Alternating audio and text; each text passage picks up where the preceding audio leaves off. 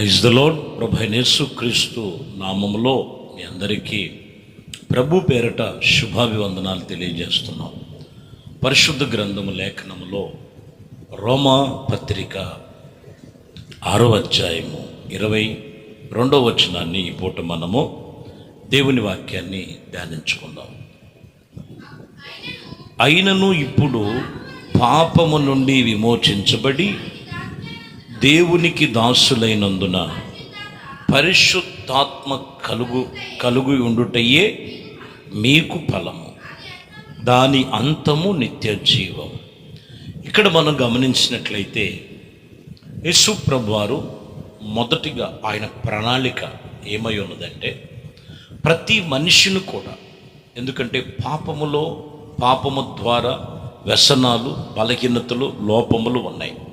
డోర్లేసాయి. జీవము కలిగిన దేవునితో నిబంధన చేసుకొని సర్వశక్తి కలిగిన దేవునితో మనము, ప్రతి మనుష్యుడు లోకములో పాపదోషముల మధ్యలో ఉన్నారు.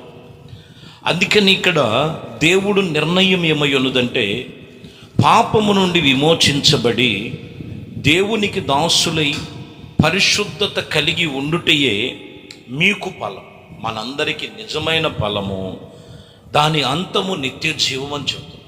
ఈరోజు మనం గమనించాలి, ప్రభు ప్రతి ఒక్కరిని కూడా కోరుకునేది ఏంటంటే పరిశుద్ధతగా ఉండటానికే నిర్ణయించాడు.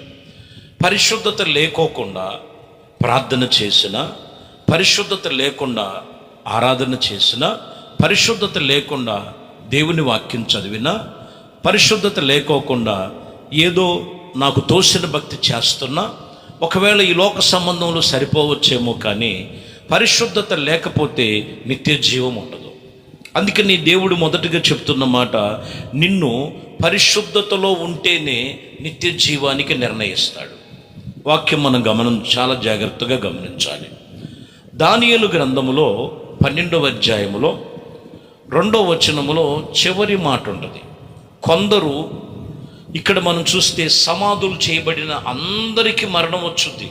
దానియేలు రాశారు 12వ అధ్యాయం 2వ వచనములో, మరి సమాధులలో నిద్రించే అనేకులు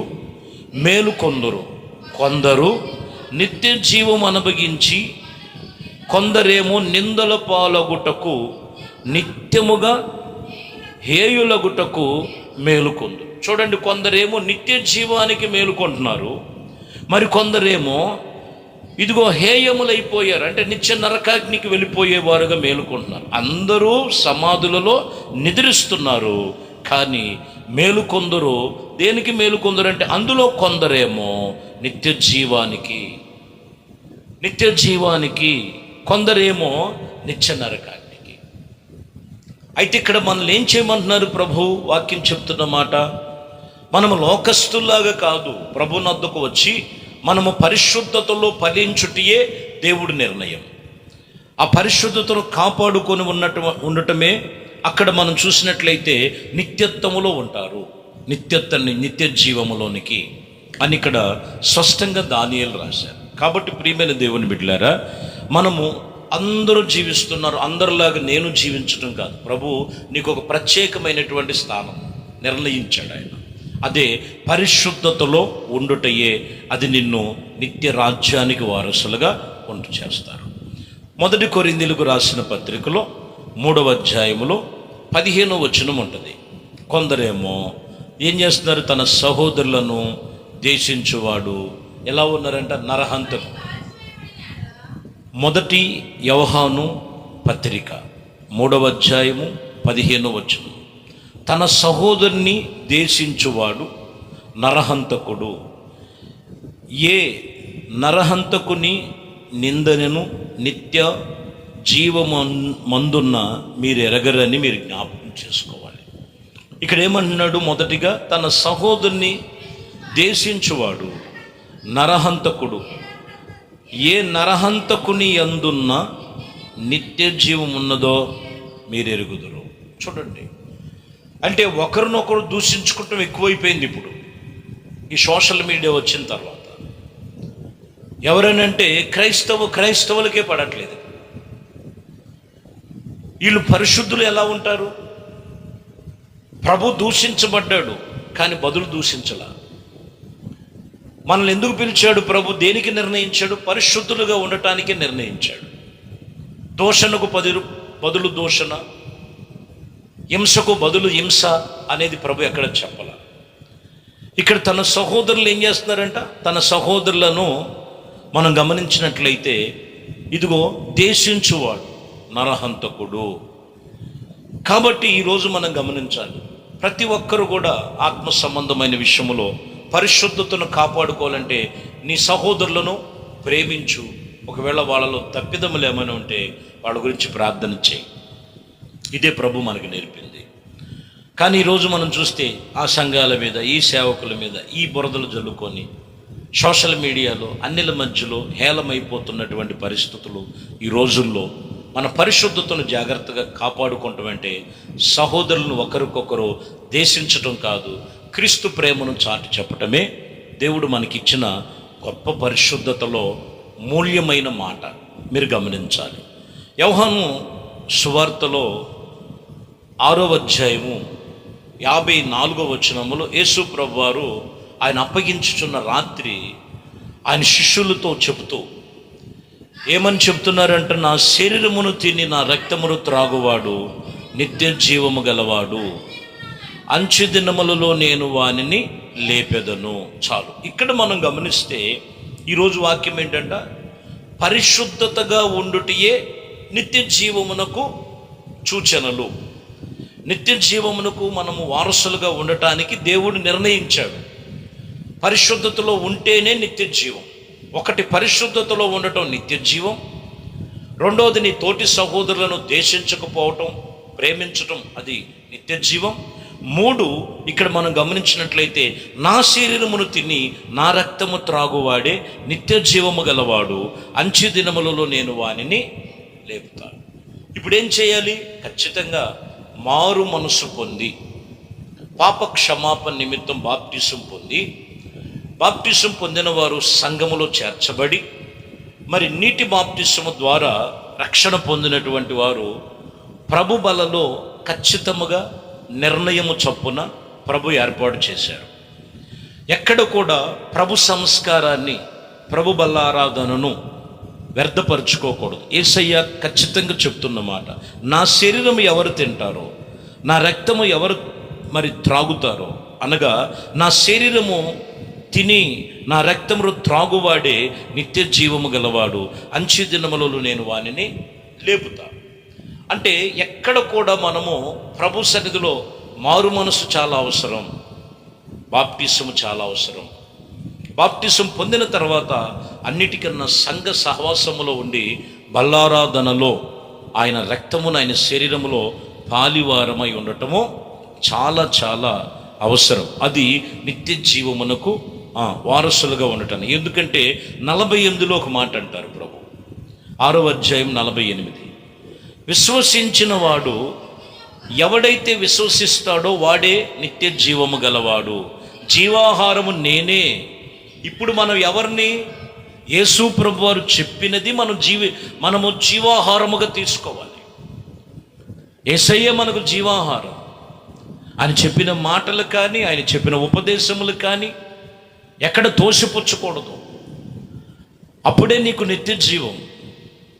దేవుడు మాటలు తోసిపుచ్చి దేవుడికి విరోధముగా చేస్తూ లోకస్తుల్లో కలిసిపోయి బల్లారాధనకు దూరమైపోయి యేసయ్య రక్తం, యేసయ్య శరీరము నెల నెల డెలో చేసుకుంటూ వారిలో జీవం ఉండదు.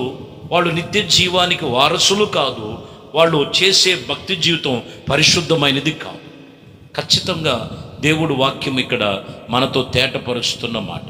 కాబట్టి విశ్వసించిన వాడే నిత్య జీవము గలవాడు, జీవాహారము నేనే, యేసయ్య చెప్తున్నారు.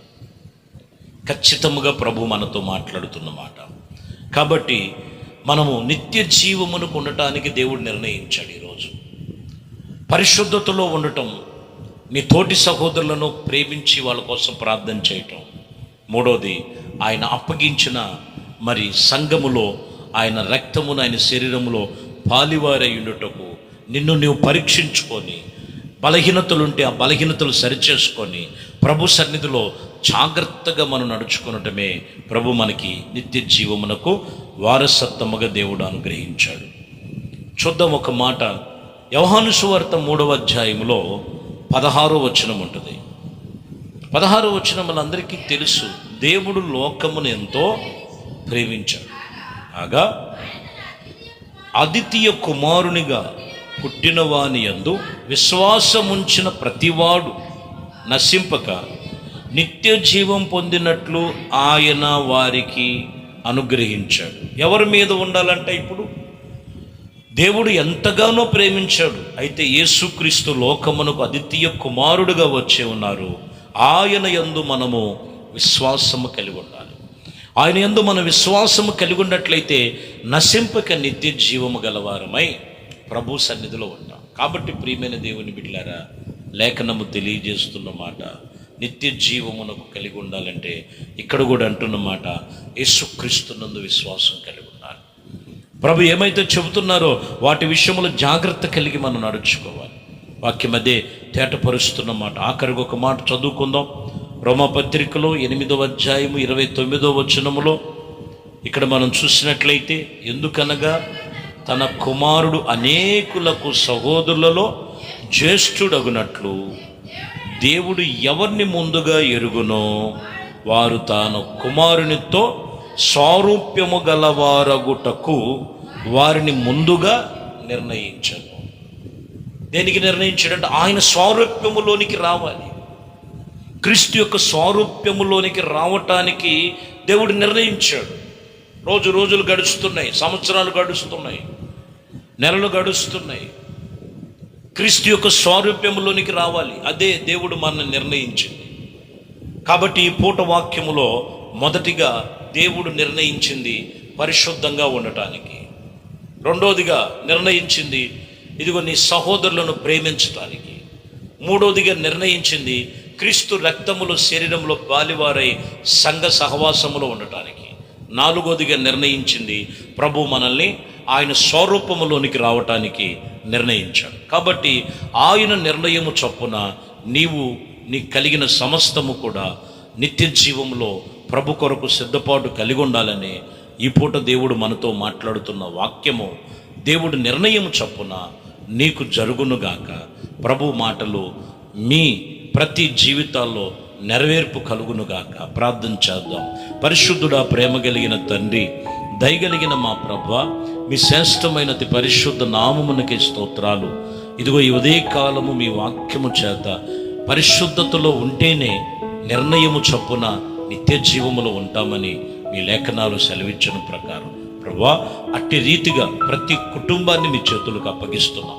ఇంకా లోకములో అనాలోచనగాను బలహీనులుగాను ఇదిగో కొన్ని బంధకాల మధ్యలో ఉన్నవారిని విడిపించి మీ రక్తములు కడిగి పరిశుద్ధపరిచి మీ పరిశుద్ధతలో నిలిచేటువంటి జీవం ప్రతి ఒక్కరికి కలుగు చేయమని నజరేయుడైన యేసుక్రీస్తు పరిశుద్ధ నామములో ప్రార్థించి వేడుకొనుచున్నాము తండ్రి.